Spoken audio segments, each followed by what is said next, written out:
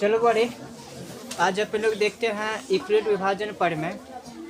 और इसका जो नाम है बड़े यूक्लिड विभाजन एल्गोरिथम। कोई बुक लिखता है, मतलब एनसीईआरटी जो लिखता है वो यूक्लिड विभाजन एल्गोरिथम। दूसरा बुक जो है बड़े वो लिखता है यूक्लिड विभाजन लेमा या फिर यूक्लिड विभाजन प्रमेय का। ठीक है, तीनों चीज़ एक ही है, बस बुक अपना अपना हिसाब से लिखता ताकि बच्चे को अच्छे से समझ में आए। तो अपन लोग तीनों चीज़ देख लेते हैं और अगर तीनों चीज़ में कहीं भी आ जाए तो सबका मतलब एक ही है। कोई दिक्कत इसमें? चलो तो सभी लोग हेडिंग दो इसको और इसमें लिखा था।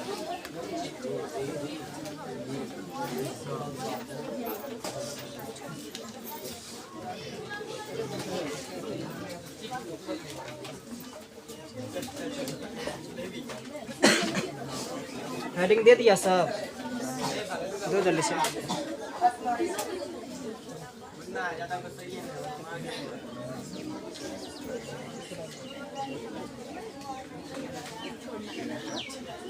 सभी लोग बुक ले लिए हो ना?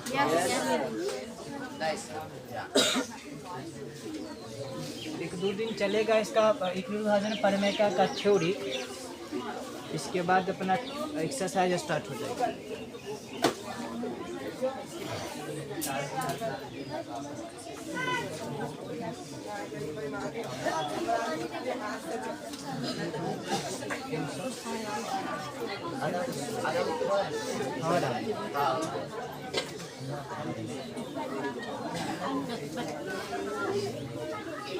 बातचीत नहीं करो हुआ। कोई डाउट हो तो पूछ लेना, अगर दिक्कत नहीं है तो चुपचाप सुनते रहो।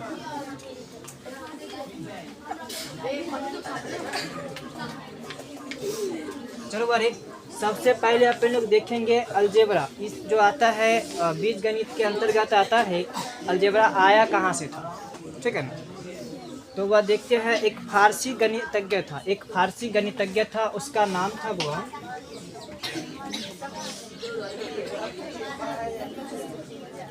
मोहम्मद इब्न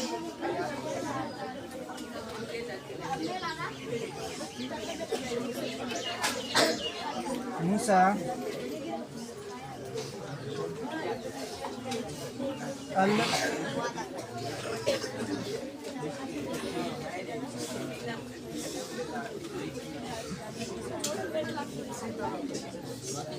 अल ख्वारिज़मी। याद हुआ, फारसी गणितज्ञ था जिसका नाम था मोहम्मद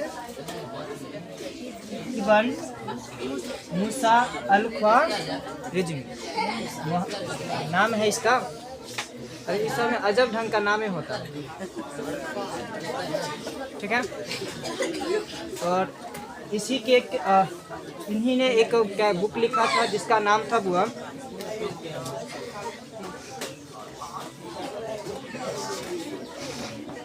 हिसाब अल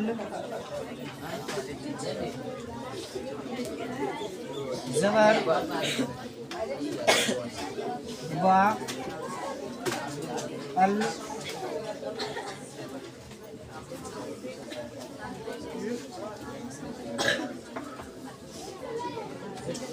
मुकाबला, बुक का नाम है।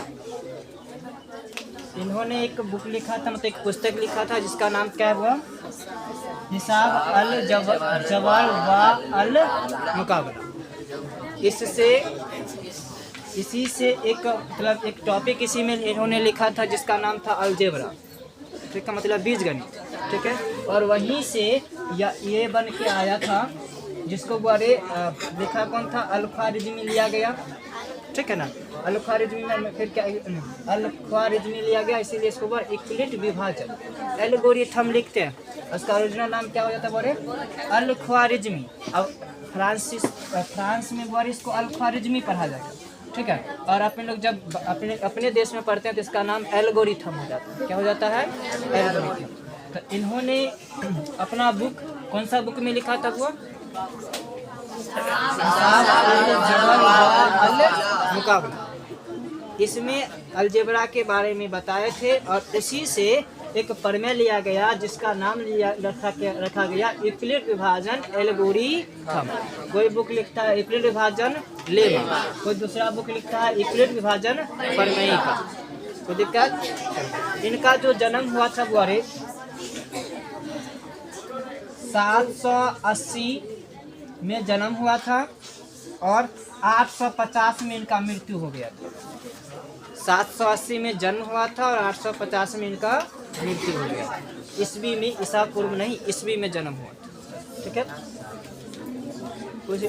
चलो ये सब कहीं अलग लिख लो ताकि ऑब्जेक्टिव क्वेश्चन जो आए ना तो बन अलग लिख लो। इसका परिणाम अभी लिखा हाँ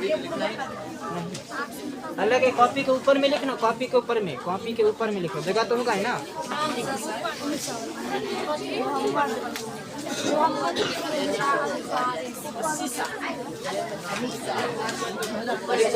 बातचीत नहीं करो, कॉपी के ऊपर में जगह होगा ना उसमें लिख लो।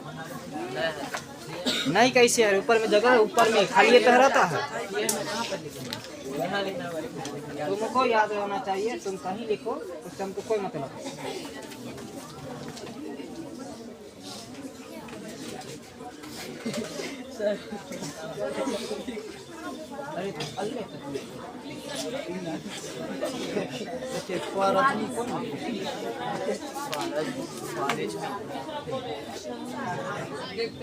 अरे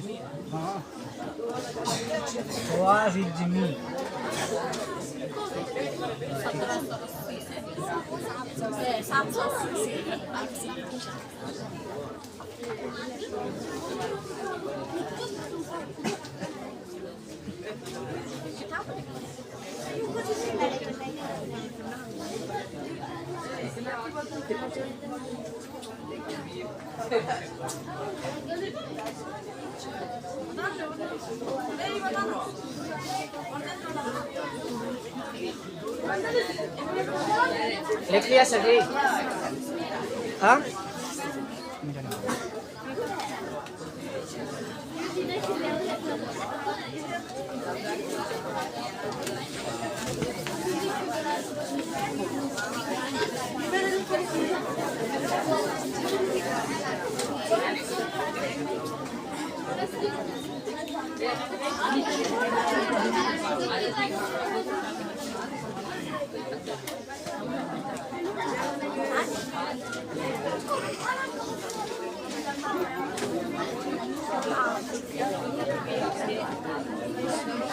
तो लिखना बोले यूक्लिड विभाजन एल्गोरिथम या यूक्लिड विभाजन लेमा या यूक्लिड विभाजन प्रमेय का। इसमें लिखना हुआ लिखना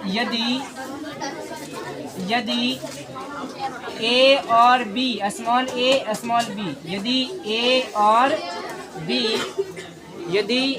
और बी दो धनात्मक, यदि ए और बी दो धनात्मक पूर्णांक हो तो, दो धनात्मक पूर्णांक हो तो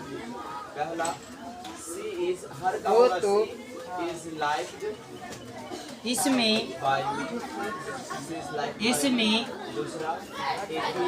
दो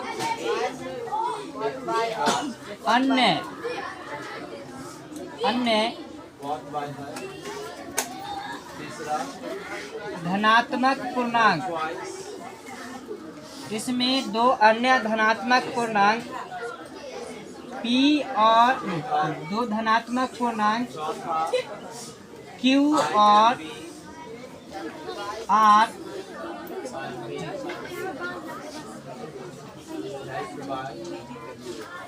इस प्रकार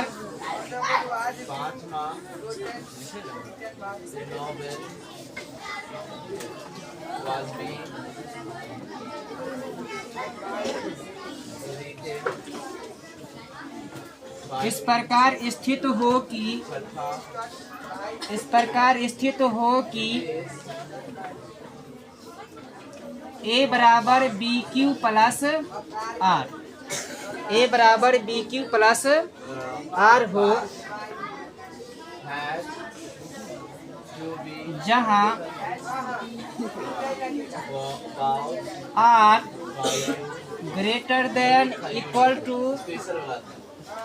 0 less than B, जहाँ R greater than equal to 0 less than B। चलो तब सही है। अब जल्दी से फॉर्मूला की बात करो, टेंस का पूरा फॉर्मूला लिखो। इसमें सिर्फ इंजेक्शन का पास हो गया, लिख लिया हो, इसके नहीं लिख पाए हो।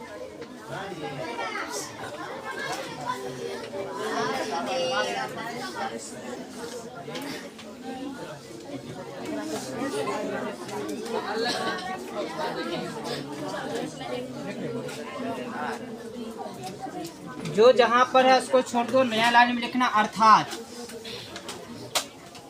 अर्थात अर्थात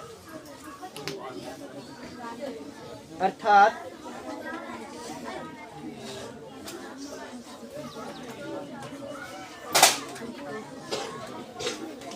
अर्थात लिखना बुआ, धनात्मक पूर्णांक, अर्थात धनात्मक पूर्णांक, अर्थात धनात्मक पूर्णांक ए में, अर्थात धनात्मक पूर्णांक ए में कोई अन्य धनात्मक पूर्णांक बी से, कोई अन्य धनात्मक पूर्णांक बी से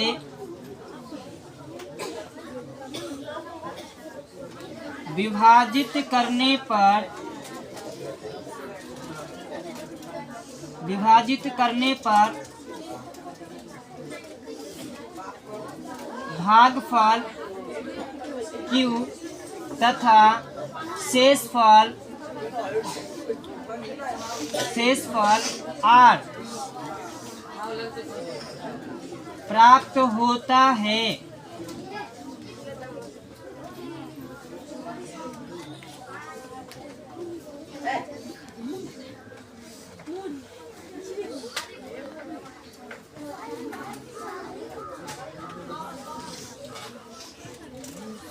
दो धनात्मक पूर्णांक ए में कोई अन्य धनात्मक पूर्णांक बी से विभाजित करने पर भागफल Q तथा शेषफल R प्राप्त होता है। इक्विल विभाजन प्रमेय में यही प्रमेय दिया गया था कि यदि ए में कोई संख्या बी से भाग देते हैं तो भागफल Q और शेषफल R प्राप्त होता है।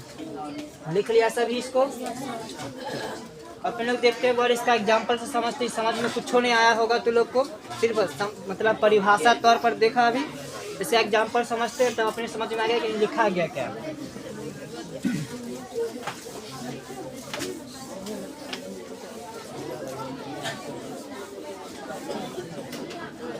और कोई धनात्मक पूर्णांक हम ले लिए 10, कितना ले लिए 10। इसमें कोई संख्या, इसमें कोई संख्या 7 से भाग देते, कितना से भाग देते हैं 7। ये भी तो धनात्मक के पूर्णांक है ना, तो 7 से भाग देंगे तो भागफल हमको कुछ मिलेगा, शेषफल भी कुछ मिल सकता, हो सकता है 0 हो नहीं, हो सकता है 5 हो सकता है 10 हो सकता है 20 हो, नहीं कुछ ना कुछ तो शेषफल प्राप्त होगा अपने लोग को। तो देखते हैं बुआ, 7 तो एक बार में लगेगा ना 3, तो बुआरे इससे भाग दिए किस में 10 में, मतलब कि हमारा ए क्या हो जाएगा 10, मतलब नहीं है ना। धनात्मक पूर्णांक ए में कोई धनात्मक पूर्णांक बी से विभाजित करने पर तो ए हमारा हो जाएगा 10, इसको विभाजित किससे कर रहे हैं 7 से, तो शेष भागफल Q तथा शेषफल R प्राप्त होता। तो बोले A बराबर हो जाएगा 10, B बराबर हो जाएगा 7, Q बराबर हो जाएगा 1, R बराबर हो जाएगा 3। कोई दिक्कत? अब ये बात समझ में आया। अब हम यहाँ पर जो लिखे थे नहीं, तो उसमें उसके अकॉर्डिंग देखते हैं क्या लिखा गया था बुआ। कहता है कि यदि a और b दो धनात्मक पूर्णांक हो तो इसमें दो अन्य धनात्मक पूर्णांक q और r इस प्रकार स्थित हो कि a बराबर बी क्यू प्लस r, जहां r greater than equal to 0 less than b होना चाहिए। तो अब पहले तो ये बात समझेंगे, r greater than equal to 0 less than b, ये क्या होता है? r क्या है बुआ? शेषफल। r क्या है? शेषफल। शेषफल r लिखे बुआ, शेषफल यहाँ लिखे। तो r का जो मान होगा या तो 0 होगा और नहीं तो 0 से बड़ा होगा। कभी आज तक देखो शेषफल माइनस में गया है? हाँ, तो बोले r का जो मान होगा 0 होगा अथवा 0 से बड़ा होगा। अब देखते हैं कि यहाँ पर जो मान रहता है ये तो b है ना, तो शेषफल के द्वारा शेषफल हमेशा इससे छोटा ही रहता है ना। अगर छोटा होगा तभी तो शेषफल लिख सकते हैं। तो r का जो मान होगा b से हमेशा छोटा होगा, r का जो मान होगा b से हमेशा छोटा। अगर बराबर लगा दे, अगर यहाँ पर क्या करते बोले बराबर, सपोज करते इसको बनाए, ठीक है, यहाँ पर 7 आया, क्या ऐसा संभव है? नहीं है, तो ये वाला गलत है। तो क्या होगा? r greater than equal to 0 less than b। कोई दिक्कत इसमें? समझ में आया? r का जो मान होगा, शेषफल का जो मान होगा 0 अथवा 0 से बड़ा होगा, लेकिन b से छोटा होगा। तो दोबारे अपने लोग पढ़े हैं a बराबर B Q plus r, a बराबर बी क्यू प्लस r। क्या इस कंडीशन को ये लाइन फॉलो कर रहा है? r का मान देखो क्या 0 से बड़ा है? हाँ, अब b के मान से छोटा है। b का मान कितने है? 7 से छोटा है, 0 या 0 से बड़ा है, मतलब ये क्या सेटिस्फाइड कर रहा है। इसमें बैठाएंगे तो a हमारा हो जाएगा ये वाला, नहीं तो 10 बराबर b का वैल्यू 7 गुना करेंगे, कुछ रहे तो गुना ना 1, अब प्लस शेषफल मतलब कि 7, यहाँ पर 7 लिख दो, कितना होगा? इसको सॉल्यूशन करके चेक करो क्या ये वाला पूरा रहा है?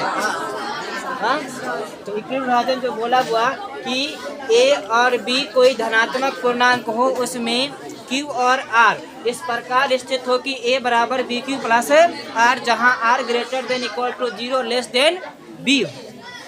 तो क्या इसको सेटिस्फाइड कर रहा है ये? मतलब प्रमेय सही है। तो अपने लोग क्या करेंगे बोले?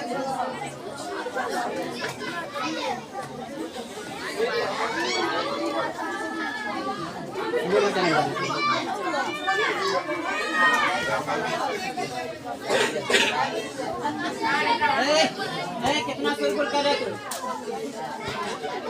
7 क्लास से 6 क्लास से सर कीजिए, कौन सी क्लास है?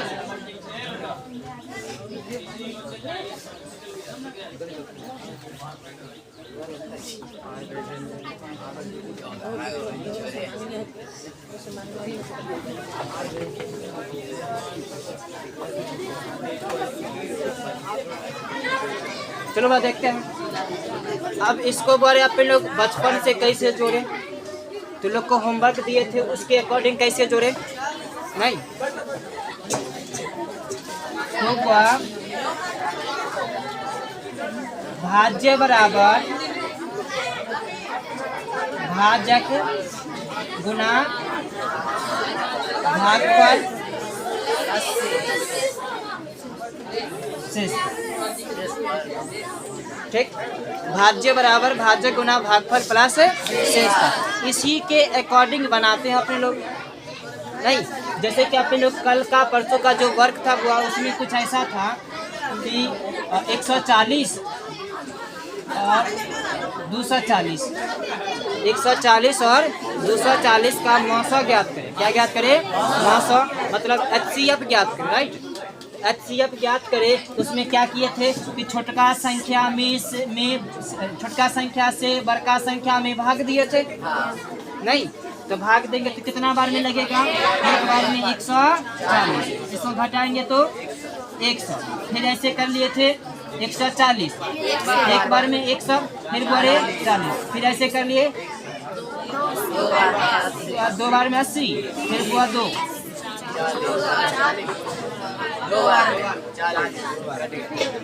जब तक नहीं कट रहा है तब तक छोड़ेंगे ही नहीं। हाँ वही बात। जब तक बुआरे पूर्णतः रूप से समाप्त नहीं हो जाए, मतलब शेष फल 0 नहीं बच जाए, तब तक क्या मौसा लिखते थे? नहीं लिखते। अगर लिखेंगे तो वो गलत हो जाए। तो ये जो प्रमेय अभी पढ़े हैं यूक्लिड विभाजन प्रमेय, उसी के अकॉर्डिंग अपने लोग इसको बैठाते हैं। अपने तो कल तो जर्नली जैसे बना लिए थे, देखते हैं बहुत सिंपल। यहाँ पर इसमें बताओ ए कौन हो जाएगा?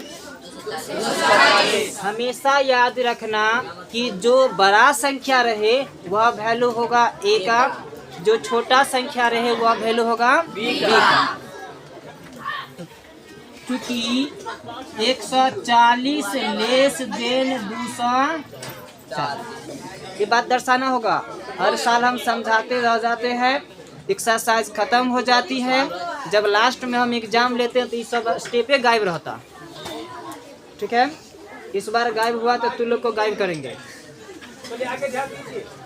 140 लेस देन 240, इसीलिए ए बराबर हो जाएगा 240 और बी बराबर हो जाएगा 140। कोई दिक्कत? तो अब भाग किस में देंगे? ए में भाग देंगे कि बी में भाग देंगे? बी से ए में देंगे। हमेशा छोटा संख्या से बड़ा संख्या में भाग देते हैं। ठीक है, तो बोले हमारा ए बराबर कितना हो जाएगा? 240। अब देखो 240 ए का वैल्यू, बी का वैल्यू ये वाला नहीं तो कितना? 140 गुना भागफल, भागफल कितने? अब प्लस शेष फल 0 है, 0 है, शेष फल 6। कोई डाउट? अब बुआरे यहाँ तक तो बात खत्म हो गया, इस स्टेप में चलते हैं। तो अब बताओ ये दोनों में बुआरे ए कौन होगा? 140 बराबर बी का वैल्यू 100, क्यू का वैल्यू 1, भागफल ना 1, और शेषफल मतलब आर का वैल्यू। कोई दिक्कत? इसके बाद बोले आगे अब ए क्या हो जाएगा? 100। अब क्या हो जाएगा? 100 बराबर बी बुआ 40 गुना भागफल कितना? 2 आया था और शेषफल 20।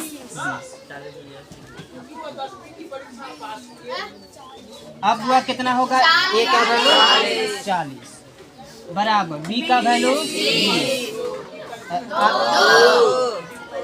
0। जब ये हमको अंतिम में 0 नजर आएगा, ठीक है, तो यहाँ पर वाला HCF हो जाएगा। तो HCF किसका बुआ? ये पहले कौन लिखल है? 140 ना, 140 240 बराबर कितने आया? HCF। कोई दिक्कत? समझ में आ गया? यहाँ पर बोले 2-3 लाइन छोड़ दिया गया, काहे कि अपन लोग अभी सीख रहे हैं बस। अब एक और क्वेश्चन बनाएंगे, उसमें एक एक बात, एक एक चीज पर ध्यान दे करके तब उसको बनाना। ठीक है, तो इसको बोले इस फॉर्म में लिख दिए, इसी को बोलेंगे यूक्लिड विभाजन प्रमेय या यूक्लिड विभाजन एल्गोरिथम या यूक्लिड विभाजन लेमा। बात समझ में आया? इसी को यही हो गया भाग विधि। ये कौन सा विधि? भाग विधि, जो बचपन से अभी तक अपने लोग सीखते आ रहे हैं। नहीं।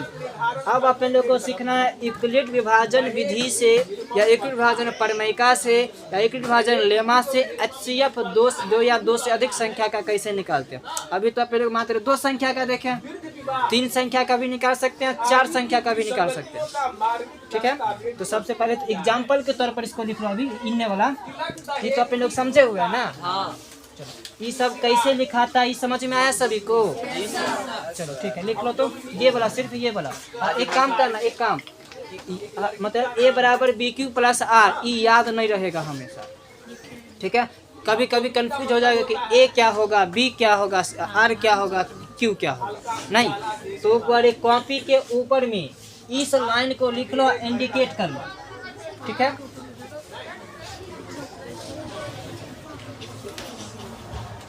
नहीं है तो इसी जगह लिखना लो, क्या दिक्कत है।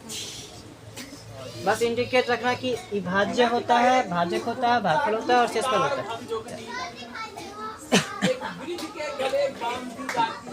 याद करने का दूसरा तरीका से बता देते हैं। दूसरा तरीका कैसे याद रखेंगे,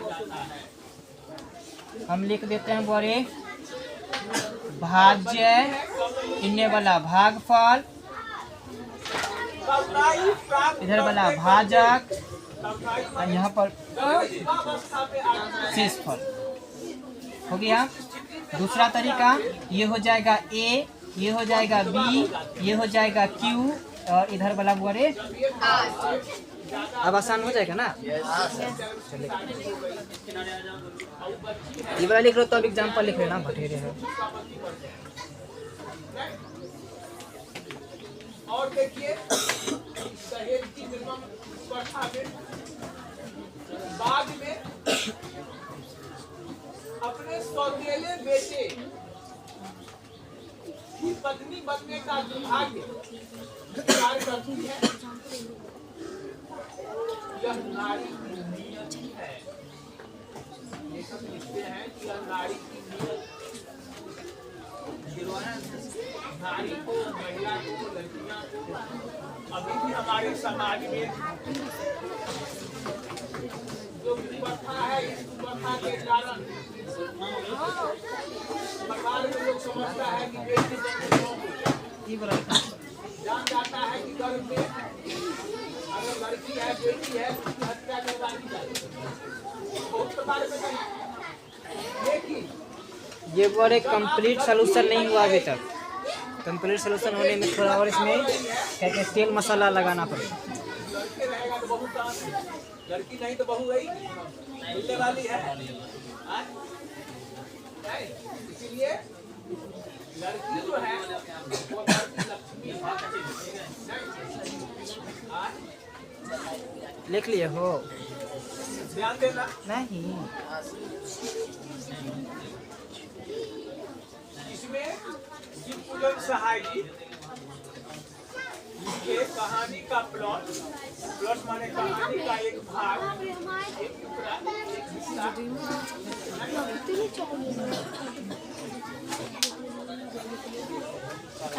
लिखते हैं।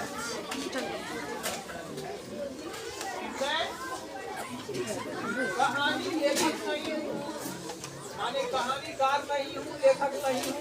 मुझे कहानी लिखने नहीं आता, लेख लिखने नहीं आता, सीधी लिखने का प्रयास करता हूँ। किया हो जाओ कहानी लिखने लोग प्रतिभा भी कहानी लिख लिए सभी लोग? अच्छा बताओ रे, इक्विलेट विभाजन प्रमेय से क्या निकलता है, लॉस की मौस? तो ये बात कह सकते हैं ना, इक्विलेट विभाजन परिमिका जो है वह HCF निकालने का तकनीक है, मतलब टेक्नोलॉजी है, बोल सकते हैं ना। तो नोट लिखना, एग्जाम में पूछ देता।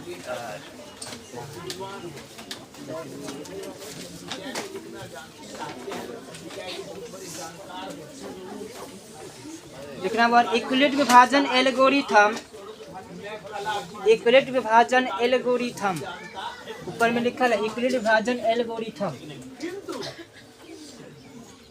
इक्विलेट विभाजन एल्गोरिथम एक भाग मिल गया है एक कहानी बनाने का मौका भी मिला है।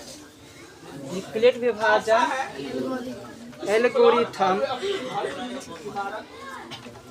दो धनात्मक जगह मिला है, जो भाग मिला है, दो हिस्सा मिला है कहानीकार को मैं अपनी बात दो धनात्मक पूर्णांक अच्छा भवन बना सकता दो धनात्मक पूर्णांक का HCF क्या है। शॉर्ट नेम बोले तो हिंदी में मस, ठीक है।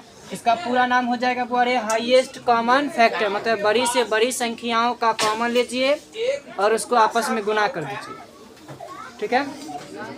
इसका हिंदी फुल नेम होता है महत्तम समावर्तक, ठीक है। हिंदी फुल नेम क्या होता है? महत्तम समावर्तक। इंग्लिश फुल नेम हो जाता है highest common factor, short name HCF। तो यूक्लिड विभाजन एल्गोरिथम दो धनात्मक पूर्णांक का मस ज्ञात करने का तकनीक कैसे लिखा था? तकनीक है। अब वह इस संसार में नहीं है,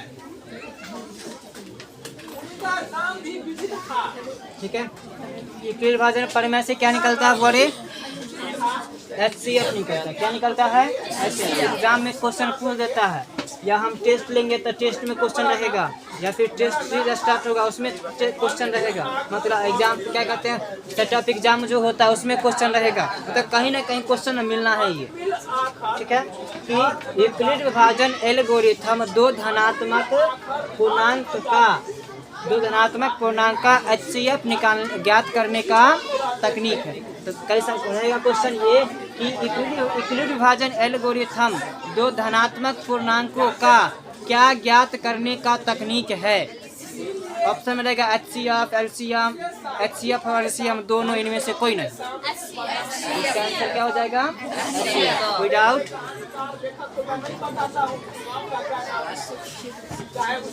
मिटा दे इसको, मिटा दे।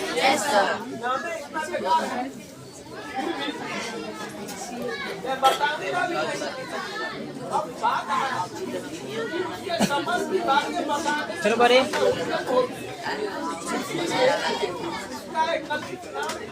एक एग्जाम्पल देखते हैं। दो या दो से अधिक होगा। कम से कम 2 को चाहिए। कम से कम कितना चाहिए? 2। अधिक से अधिक 1 को लेगा तो ये चलेगा। ध्यान दो बड़े, एक एग्जाम्पल अपन लोग देखते हैं और सभी लोग बुक ले लिए हो ना? एग्जाम्पल के साथ एग्जाम्पल देखते हैं, साथ में जितना भी एक्सरसाइज में क्वेश्चन है वो सभी के सभी क्वेश्चन बना के लाओ। कैसे? तो यूक्लिड विभाजन एल्गोरिथम से, मतलब अकॉर्डिंग टू क्वेश्चन। एक देखते हैं बड़े, 250 और 355। ध्यान दो, बातचीत नहीं करो। अभी समझ में नहीं आया दोबारा समझ में नहीं आएगा, काहे कि दोबारा हम ऐसे पढ़ाएंगे नहीं। ध्यान दो, 240 और 255, 250 और 355 का मस ज्ञात करनी है यूक्लिड विभाजन एल्गोरिथम से, ठीक है। तो आप लोग देखते हैं ए बराबर नहीं, पहले ये बात दर्शाएंगे। 250 355 बार क्यों है? 355 है, तो 355 के तरफ 2 नोक दे देंगे और 250 के तरफ 1 नोक दे देंगे, ठीक है। जिधर 2 नोक रहेगा वह बड़ा संख्या, इधर 1 नोक रहेगा वह छोटा संख्या। तो ए बराबर कितना हुआ? 355। बी बराबर 250। कोई दिक्कत इसमें नहीं है। अब देखेंगे यूक्लिड विभाजन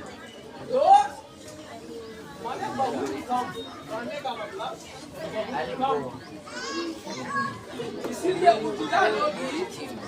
एल्गोरिथम से यूक्लिड विभाजन एल्गोरिथम से क्या होता है? वो होता है ए बराबर B Q plus comma R greater than equal to 0 less than B. R greater than equal to 0 less than B. इतना चीज लिखना जरूरी है, नहीं लिखोगे एग्जाम में 2 नंबर में क्वेश्चन पूछा जाता है, 1 नंबर दे के भेज दो। ठीक है, भले तुम्हारा आंसर मिल दिया है फिर भी ठीक है, नहीं मिला है फिर भी ठीक। इतना लिख दिया है, आंसर नहीं मिलाया है, 1 नंबर फिर भी देगा। बात समझ में आया? तो ए का वैल्यू पड़े 355 बराबर बी का वैल्यू 250। कितना से गुना करेंगे जो इसके पास में आ जाएगा? आप लोग को पता है? नहीं पता, नहीं पता। तब वह करेंगे क्या कि कॉपी के अलग कहीं भी दूसरे कॉपी में या दूसरे पेज में अपने लोग जैसे बचपन में सीखे थे ना वैसे बनाएंगे। वैसे तो वो 250 भागा 350। ठीक है, एक बार में लगेगा 250। कितना हुआ? 5 0 तो वैसे 1 प्लस कितना 105। कोई दिक्कत? अब बुआ बताओ ये आ जाएगा यहाँ पर 250 क्या ए का वैल्यू बी का वैल्यू 105। तो यहाँ लिख देते हैं 250 कितने बेर में लगेगा? 2 बार में। तो 2 बार में लगाएंगे तो 210 कितना हुआ? 40। तो कितना से गुना किए? 2 से। शेष फल कितना आया? 40। कोई दिक्कत? फिर बारे 140 से भाग देंगे इसमें ना, 40 से भाग देंगे 105 में, मतलब 105 बराबर 40 गुना कितना से 2 से 80 घटाएंगे बुआ 25 और 2 प्लस 25। यहाँ तक कोई दिक्कत नहीं? दिक्कत। फिर बारे इससे भाग देंगे 40 में, मतलब ये हो जाएगा कि 40 बराबर 25 गुना 2 1 कितना आएगा बुआ? 15 होगी 15। आगे बढ़े 25 बराबर 15 गुना 1 प्लस 10। आगे बुआ 15 बराबर 10 गुना 1 प्लस 5। 10 बराबर 5 गुना 2 प्लस 0। HCF किसका हुआ? 250 355 250 355 बराबर कितने आएगा? 5। समझ में आ गया? दरोगा में नौकरी शुरू किए थे, दरोगा से ही वो रिटायर भी कर। लिख लो। बदौलत क्या हुआ? उनकी तरक्की रुक गई, तरक्की माने प्रमोशन, तरक्की रुक गई, लेकिन आखिरी दम तक वो अफसरों के घपले में न आए। चलो बड़े तो सभी लोग ऐसा का एक्सरसाइज हर तरह 1.1 का question number 1 exercise 1.1 question number 1 complete करके लाओगे। जिसके पास यदि बुक नहीं है तो वो व्यक्ति बगल के बुक में से पास में तो होगा ही ना, उसमें से 1 नंबर क्वेश्चन में जितना भी क्वेश्चन दिया हुआ है सभी के सभी क्वेश्चन लिख लो और बना करके लाओगे। ये मत कहना कल कोई कि हमारे पास अजीब बुक नहीं था तो हमने नहीं बनाया। चलो बड़े बाकी मिलते हैं महाशिवरात्रि के बाद।